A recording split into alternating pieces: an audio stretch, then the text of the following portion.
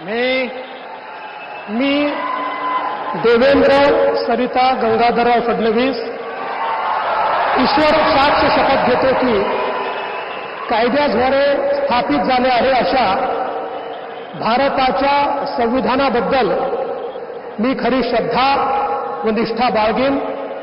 मी भारताची सार्वभौमता व एकात्मता उन्नत राखीन। मी महाराष्ट्र राज्याचा मुख्यमंत्री म्हणून माझी कामे निष्ठापूर्वक व सत्सद विवेक बुद्धीने पार पाडेन आणि संविधान व कायदा यानुसार सर्व तऱ्हेच्या लोकांना मी निर्भयपणे व निपक्षपातीपणे तसेच कोणाच्याही विषयी ममत्व भाव किंवा आकस न बाळगता न्याय वागणूक देईन।